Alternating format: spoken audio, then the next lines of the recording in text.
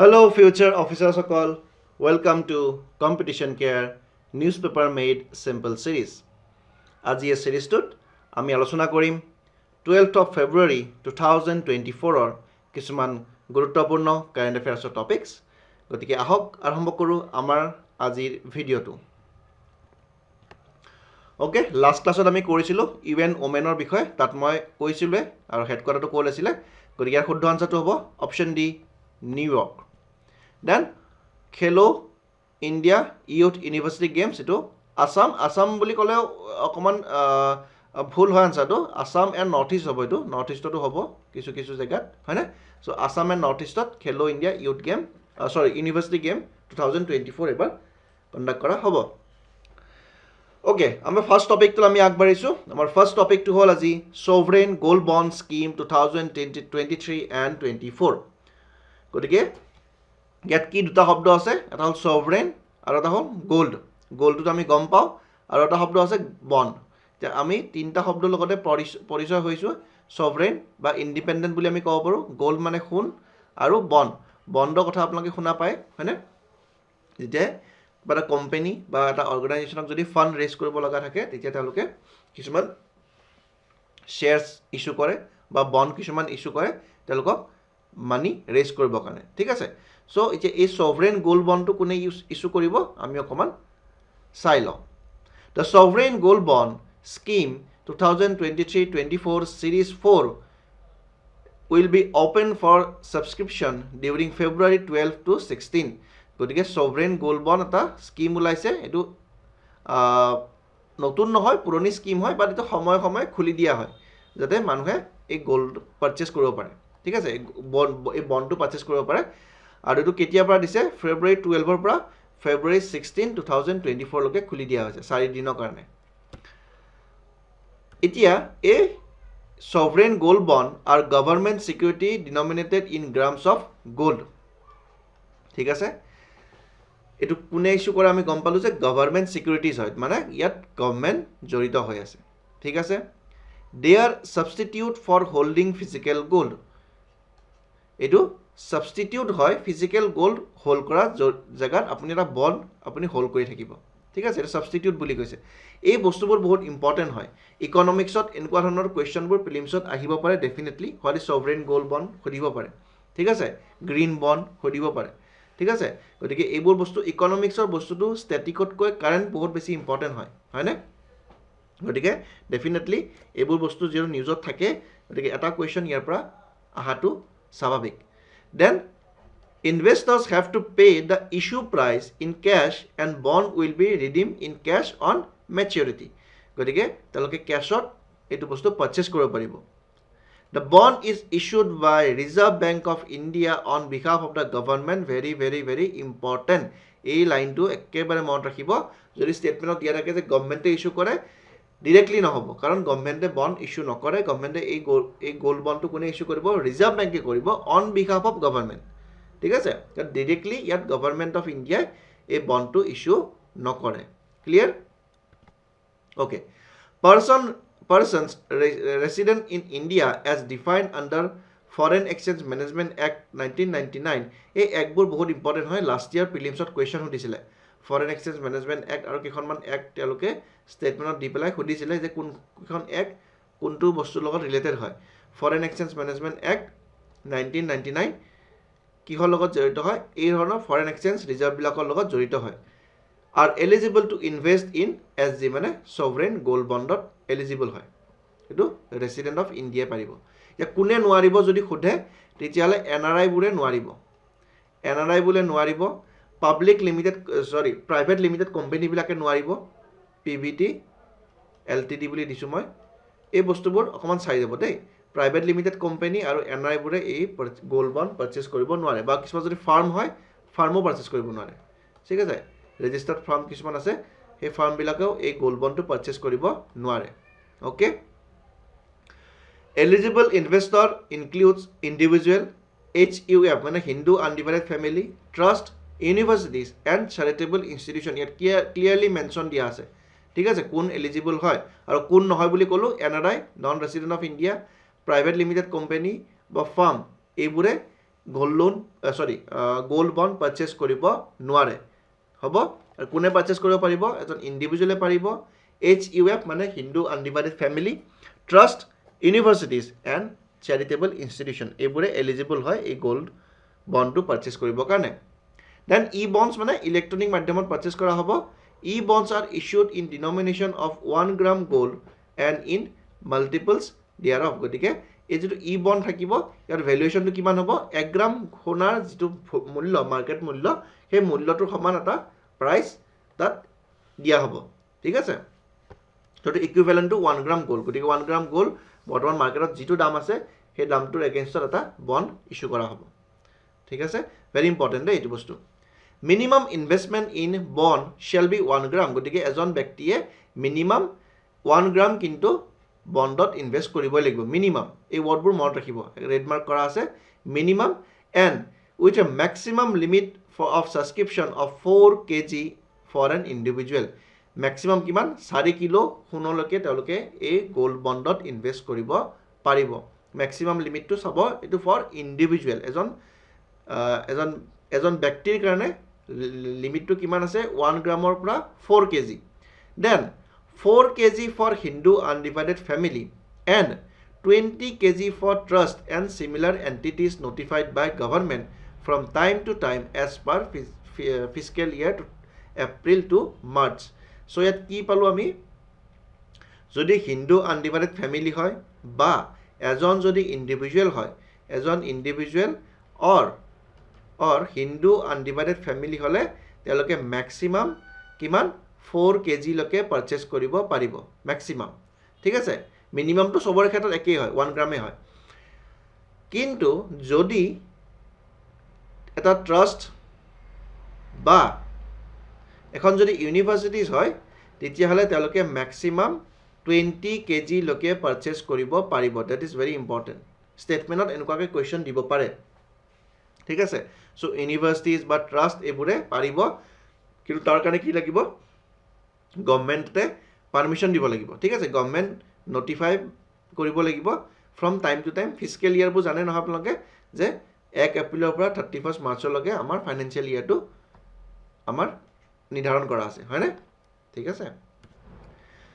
Okay এই টপিকটো related এটা প্ৰিলিমছৰ কোৱেশ্চন দিছো এটো আপোনালোকে সাবমিট কৰিলে হ'ল অপচন কাৰেক্ট অপচনটো কি হয় কমেন্টত জনালে হ'ল ঠিক আছে যদি কিবা বুজি পোৱা নাই মোক ক'ব ঠিক আছে বহুত ষ্টুডেন্টে মোৰ লগত টেলিগ্ৰামত কানেক্ট হৈছে তেওঁলোকে খুদি আছে চিন্তা কৰিব নালাগে কিবা অসুবিধা হলে কিবা বুজি নাপালে মোক খুদিব আৰু নেক্সট এনএমএস ভিডিওটোত মই পাৰিলে চেষ্টা কৰিম খালি ডাউটখিনি থাকিলে আপোনালোকে ডাউটটো ৰাখি নথব যদি বুজি পোৱা নাই ধুনীয়াকৈ কৈ দিব যে স্যাৰ এইটো বস্তু মই বুজি পোৱা নাই তেতিয়া মই যদি আপোনালোকে মেছেজ কৰি দিব পাৰে টেলিগ্ৰামত তেতিয়া মই বুজাই দিম মই বহুতকে তেনেকুৱাকে অডিও ক্লিপ দি পেলাই মই বুজাই দিম ঠিক আছে অসুবিধা হলে বুজি নাপালে মোক জনালে হ'ল ভেৰি ইম্পৰ্টেন্ট এই টপিকটো ইম্পৰ্টেন্ট হয় গ্ৰীন বন্ড ইম্পৰ্টেন্ট হয় কোৱেশ্চন আহিব পাৰে এবাৰ গ্ৰীন বন্ডৰ ওপৰত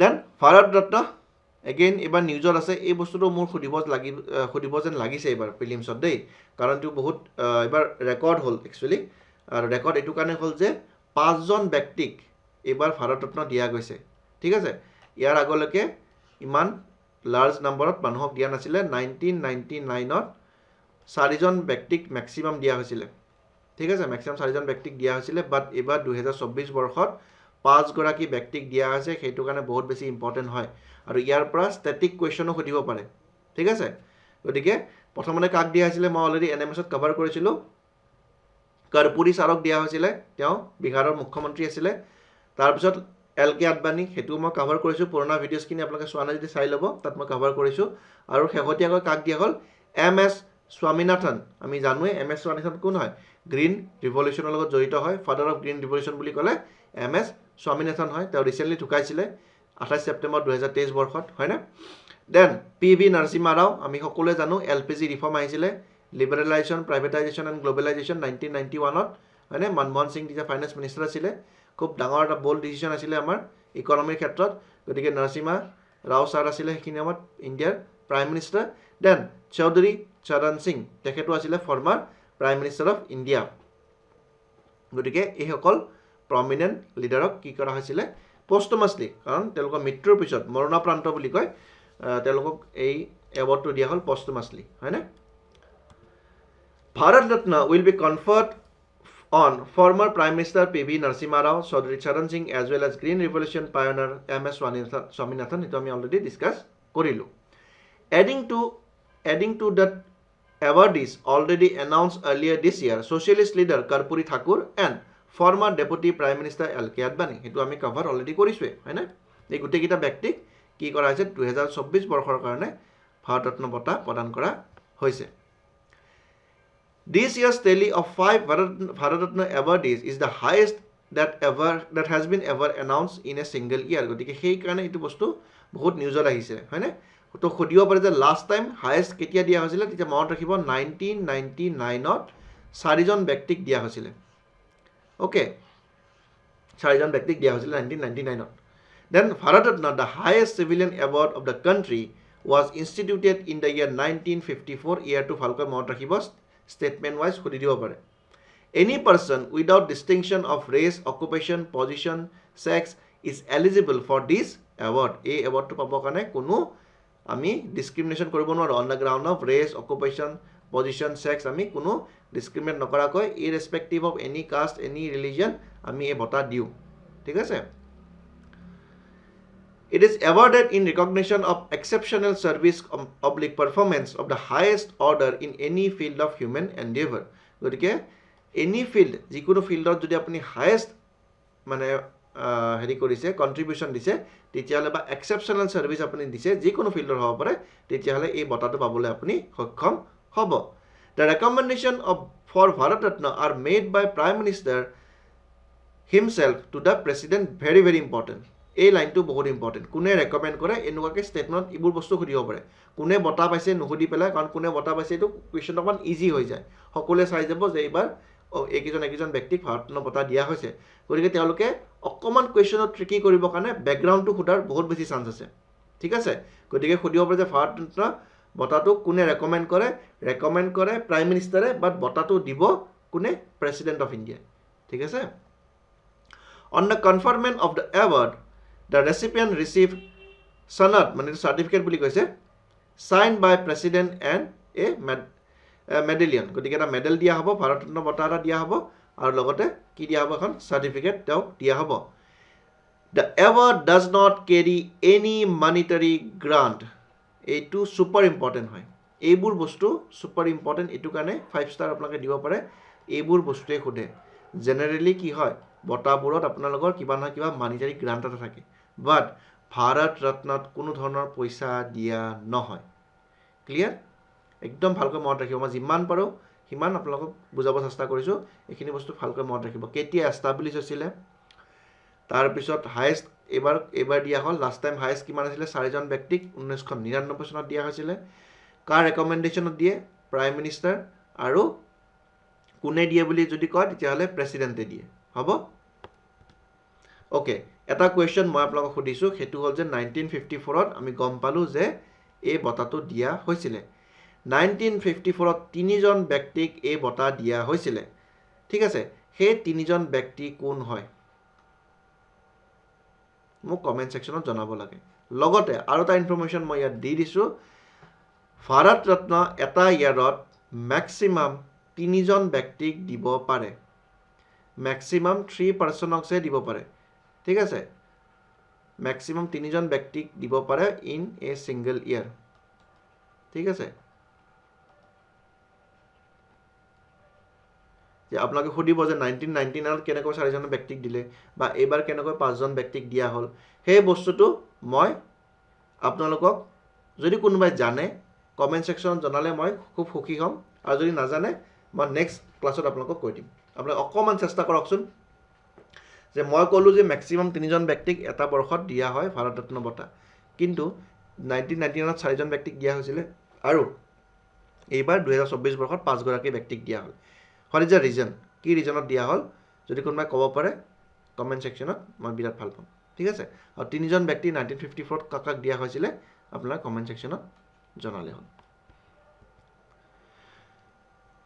এই প্ৰিলিমছৰ কোৱেশ্চনটো আপোনালোকে সলভ কৰি পেলাই কাৰেক্ট আনসাৰটো কমেন্ট সেকশনত আপোনালোকে দিলে হ'ল ঠিক আছে দেন IOC কনফাৰেন্স তো IOC 7 Indian Ocean Conference 2024 ক'ত হৈছে পাৰ্থ অষ্ট্ৰেলিয়া very important ঠিক আছে Indian Foundation in association with the Ministry of External Affairs and the Government of Australia organized 7 Indian Ocean IOC 2024 February 9 to 10 Perth Australia very important এইবোৰ বস্তু factual information আমাক current এফেয়াৰ্ছত 3 star মই দিছো এইটো ভালকৈ মন ৰাখিব যে ইণ্ডিয়ান ওশেন কনফাৰেন্স এবাৰ ক'ত পতা হৈছে অষ্ট্ৰেলিয়াত পতা হৈছে under the ministry of external affairs and government of Australia The first edition of the conference was held in Singapore 2016 এই লাইনটো মন ৰাখিব চেষ্টা কৰিব ইম্পৰ্টেণ্ট হয় ফাৰ্ষ্ট এডিশ্যনটো খুদে যেনেকৈ ব্ৰিক্সৰ ফাৰ্ষ্ট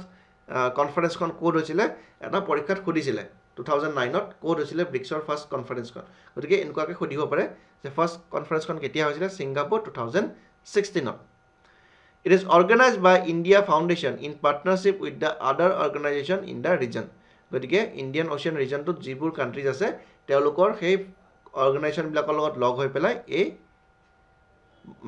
সাবমিটটো বা কনফাৰেন্সটো পতা হয় কোনে কৰে মেইনলি ইণ্ডিয়া ফাউণ্ডেশ্যনে এইটো বস্তু লিড কৰে It aims to bring together critical status and maritime partnership গতিকে ইয়াৰ ইম্পৰ্টেন্সটো কি হয় আমি গম পালো যে ইয়াৰ মুখ্য ইম্পৰ্টেন্সটো হ'ল critical states and maritime partnership to discuss regional cooperation গতিকে ইণ্ডিয়ান ওশেনৰ যিখিনি কাণ্ট্ৰিজ আছে এই কাণ্ট্ৰিজখিনিৰ মাজত এটা কোঅপাৰেশ্যন তেওঁলোকে বিচাৰিছে হয়নে টুগেদাৰনেছ এটা বিচাৰিছে সেইটোৱে উদ্দেশ্য হ'ল under the concept of security and growth for all region যিটো সাগৰ ইনিচিয়েটিভ আমাৰ গভৰ্ণমেণ্ট অফ ইণ্ডিয়াই লৈছিলে এই সাগৰ ইনিচিয়েটিভটোৰ উদ্দেশ্য কি আছিলে security and growth for all in the region মানে ইণ্ডিয়ান ওশেন ৰিজনটোৰ কথা তেওঁলোকে কৈছে ইণ্ডিয়ান ওশেন ৰিজনটো কি হ'ব লাগে ফুল্লি সিকিউৰ হ'ব লাগে গ্ৰোথ হ'ব লাগে গ্ৰোথ মানে কি মেক্সিমাম ট্ৰেড এক্টিভিটিজ হ'ব লাগে যদি এতিয়া যেনেকৈ আপোনালোকে জানে যে মাজতে কি হৈছিলে হৰ্ন অফ আফ্ৰিকাৰ সেই পাৰ্টটোত বা ষ্ট্ৰেট অফ বাবল মেণ্ডেবৰ পৰা আৰম্ভ কৰি এই জেগাটোত বহুতখিনি পাইৰেটছ এক্টিভিটি হৈছিলে হয়নে আমি কভাৰ কৰিছিলোঁ হুটি ৰিবেলছখিনিৰ কথা আমি আলোচনা কৰিছিলোঁ গতিকে এনেকুৱা ধৰণৰ যদি সিকিউৰিটি থ্ৰেট থাকে তেতিয়াহ'লে সেই যিবোৰ কমাৰ্চিয়েল ভেছেলছ থাকে ভেছেলছবিলাকে তেওঁলোকে সেই নেভিগেট কৰিবৰ কাৰণে অলপ অসুবিধা পায় বা তেওঁলোকে যাবলৈ নিবিচাৰে সেইটো কাৰণে কি কৰিছিলে এই সাগৰ ইনিচিয়েটিভটো লৈছিলে চ' ডেট যাতে আমাৰ ৱাটাৰ যিখিনি বডি আছে সেই ৱাটাৰ বডিজখিনি যাতে ফ্ৰী হয় আৰু সিকিউৰিটি ষ্ট্ৰং থাকে চ' ডেট আমাৰ কোনো কাণ্ট্ৰিজ হওক বা কোনো টেৰৰিষ্ট অৰ্গেনাইজেশ্যনে যাতে আমাৰ এই ট্ৰেড এক্টিভিটিত কোনো ধৰণৰ বাধা দিব নোৱাৰে ঠিক আছে that is the main purpose sagar stand for security and growth for all in the region আমি সাগৰ ইতিমধ্যে it aims to leverage the blue economy মানে যেটো মই কৈছিলো যেটো পানীৰ লগত বা জড়িত হৈ থাকে ব্লু মানে পানী ওয়াটাৰক বুজা হৈছে সো ওয়াটাৰ ইকনমিৰ লগত যিখিনি বস্তু জড়িত হৈ থাকে সেইখিনি হ'ল ব্লু ইকনমি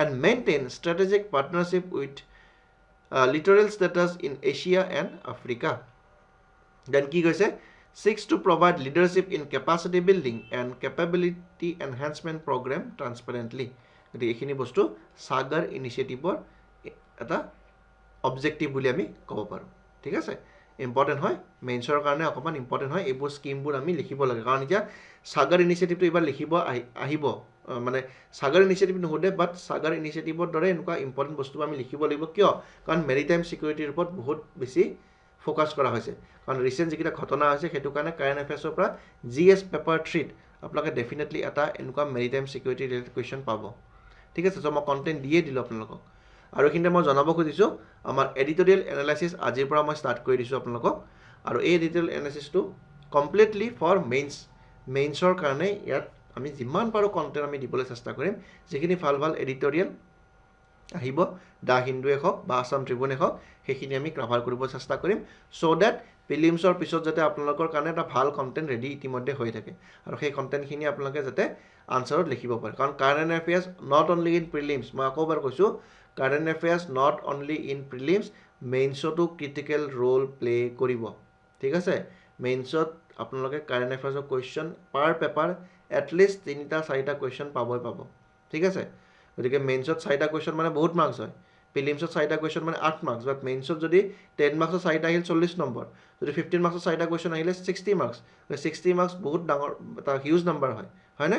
গতিকে 4টাৰ পৰা 5টা কুৱেশ্যন বা 3টা কুৱেশ্যন কাৰেণ্ট এফেয়াৰ্ছত থাকিবই প্ৰত্যেকখন পেপাৰতে। গতিকে এইখিনি বস্তু আমি ভালকৈ চাব লাগিব, হ'ব? অ'কে, দেন কি highlights of the 7th conference? এই কনফাৰেন্সখনৰ হাইলাইটছখিনি কি হয়? Challenges to international rule of ল।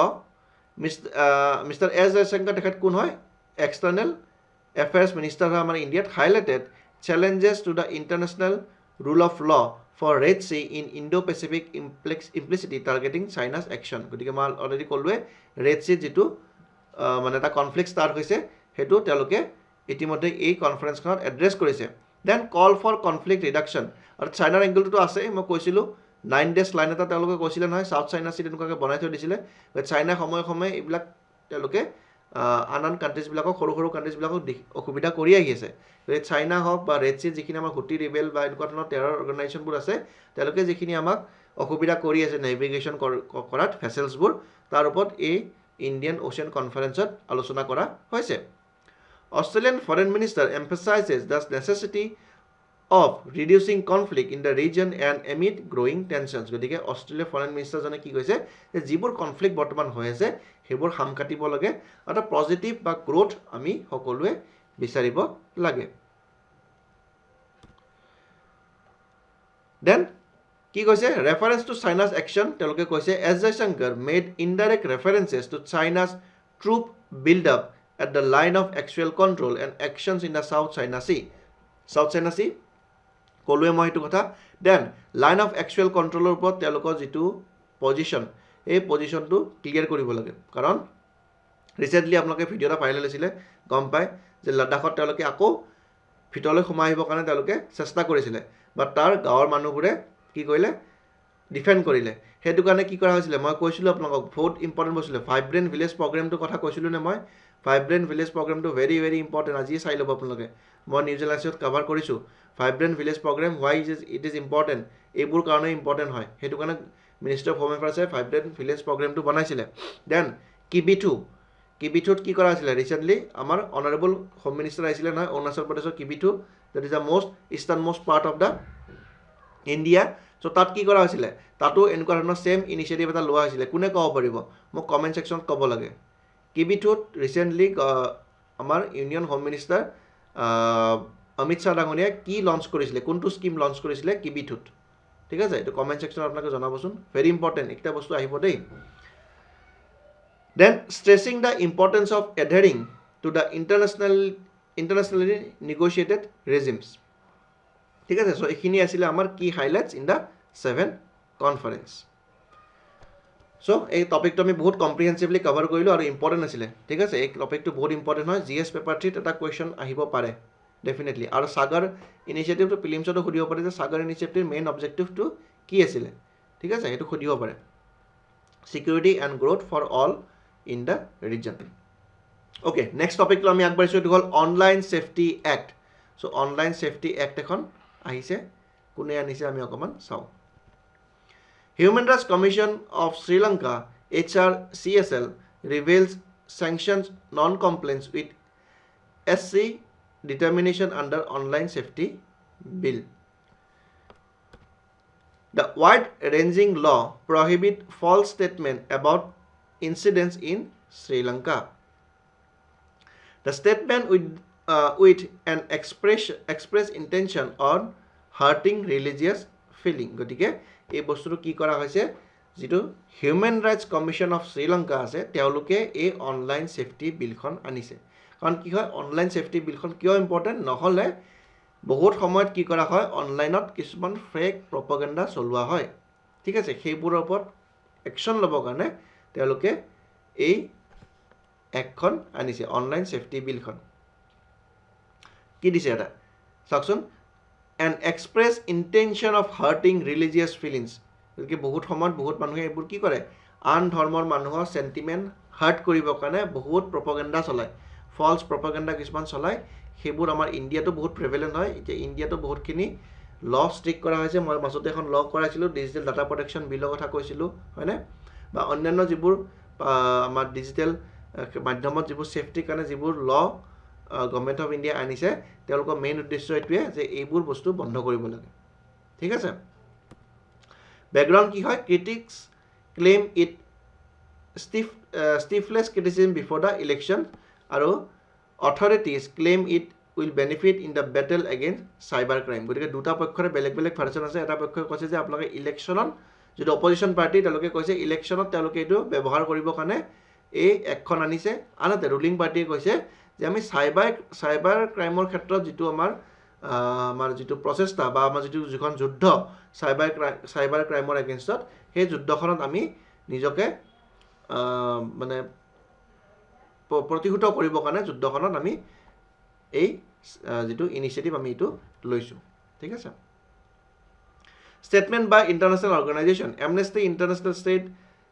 it acts broad provisions and vague wording would restrict people right to freedom and of expression and privacy online গতিকে amnesty international very important এটা সংস্থা হয় তেওঁলোকে কি কৈছে ইয়াত vague বুলি কৈছে vague wording মানে তাৰ provisions বোৰ distinct নহয় আৰু কি কৰিব people's freedom of the right to freedom and expression আছে আমাৰ যেনেকৈ আৰ্টিকল 19 ইণ্ডিয়ান কনষ্টিটিউচনত আছে ঠিক সেইদৰে শ্ৰীলংকাটো ৰাইট টু ফ্ৰীডম আছে আৰু সেই ৰাইট টু ফ্ৰীডমক হাৰ্ট কৰিব বুলি কৈছে তেওঁলোকে আৰু প্ৰাইভেচিটো হনন কৰা হ'ব বুলি কৈছে UN Human Rights Office raised concern against the draft law saying that it would give authorities unfettered discretion to label and restrict expression গতিকে এটো কি কৰা যে ডেমক্ৰেসিক তেওঁলোকে ডাইৰেক্টলি টাৰ্গেট কৰা বুলি কৈছে বা মানুহৰ যেটো কথা কোৱাৰ অধিকাৰ সেই অধিকাৰটো তেওঁলোকে খৰ্ব কৰিব বিচাৰিছে ঠিক আছে ভায়োলেট কৰিব বিচাৰিছে বুলি UN Human Rights Commission এটো এই লখনৰ এগেইনষ্টত তেওঁলোকে কৈছে গতিকে ইমানখিনি আছিল আজি আমাৰ টপিকখিনি বহুত ভালকৈ আমি ডিসকাস কৰিলো ধুনিয়াকৈ আৰু কন্টেন্টখিনি খুব ধুনিয়াকৈ আমি ইয়াত আলোচনা কৰিলো যদি কিবা ডাউট ৰৈ গৈছে আপোনালোকে ধুনিয়াকৈ মোক টেলিগ্ৰামত মেসেজ কৰি প্লাই খুদিলে হ'ল ঠিক আছে আৰু এক্সামলৈ বৰ বেছি সময় নাই আপোনালোকে ভালকৈ পঢ়ক বস্তুখিনি ৰিভাইজ কৰক মই যিখিনি এনএমএছ আপোনালোকক এতিয়ালৈকে দিলো অক্টোবৰ মাহৰ পৰা অক্টোবৰ নৱেম্বৰ ডিসেম্বৰ জানুৱাৰী আৰু ফেব্ৰুৱাৰী কিটা দিন বাৰু চলি আছে গতিকে এই 4 মাহ 4.5 মাহত মই যিখিনি কন্টেন্ট দিলো সেই কন্টেন্টখিনি বহুত ভালকৈ চাওক হেকিনি পৰা কোৱেশ্চনছ কমন পৰিব ঠিক আছে গতিকে মানখিনি কয় মই আজি মোৰ ভিডিওটো সামৰণি মাৰিছো নেক্সট ভিডিওত আমি পুনৰ লগ পাম তেতিয়ালৈ ভালকৈ পঢ়ি থাকক বহুত বহুত ধন্যবাদ